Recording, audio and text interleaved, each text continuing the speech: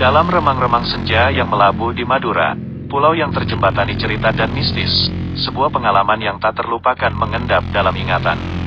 Masyarakat setempat mungkin sudah biasa dengan bisikan malam yang mendebarkan jantung, namun bagi Agus dan supirnya, malam itu mengukir kenangan yang akan selalu bergetar tiap kali rel kereta api berkarat terlihat, sebuah kenangan tentang kereta yang berjalan tanpa rel. Inilah cerita tentang ketika nyata dan gaib berselisih di lintasan yang terlupakan, saat dunia lain menyapa mereka di jalan menuju Universitas Trunojoyo. Pada tahun 2014 yang lalu, saya pergi ke daerah Madura dengan tujuan untuk mengunjungi tempat saudara yang ada di Universitas Trunojoyo Madura. Walaupun daerah tersebut masuk ke wilayah Provinsi Jawa Timur, namun banyak sekali perbedaan antara Surabaya dan Madura. Sepanjang perjalanan dari pelabuhan menuju kontrakan, saya melihat rel kereta api berkarat yang tidak lagi dipakai.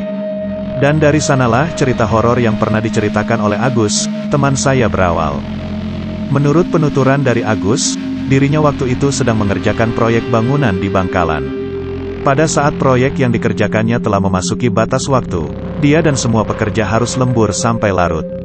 Agus ini ditelepon saudaranya yang ada di Surabaya, dan harus melintasi jembatan Suramadu dengan melewati jalan depan UTM. Meskipun jalan yang akan dilewati sangat sepi seperti jalan yang mati, tetapi karena kepepet, akhirnya Agus bersama supirnya melalui jalan tersebut. Sampai di tengah jalan, di dalam keadaan yang sangat gelap dan mencekam, tiba-tiba dari arah yang berlawanan terdengar seperti suara kereta api yang lengkap dengan gerbong dan juga klaksonnya.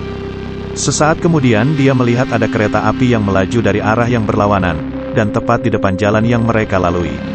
Keduanya pun berteriak dengan kerasnya. Akan tetapi, mobil yang ditumpanginya tidak mampu menghindar dan akhirnya terjadi tabrakan. Dan dengan badan yang pucat, gemetar, dan juga jantung yang berdetak keras seakan mau copot ini, akhirnya Agus dan supirnya sadar. Ternyata kereta api yang baru saja menabrak mereka berdua adalah kereta api hantu. Agus dan sopirnya ini juga sangat terheran-heran, bagaimana bisa kereta api berjalan tanpa adanya rel yang dilaluinya. Supirnya sadar, ternyata kereta api yang baru saja menabrak mereka berdua adalah kereta api hantu. Agus dan sopirnya ini juga sangat terheran-heran, bagaimana bisa kereta api berjalan tanpa adanya rel yang dilaluinya. Cerita horor yang Agus dan supirnya alami ini merupakan kisah nyata yang sangat menyeramkan, sebab mereka berdua tidak sedikit pun mengalami luka.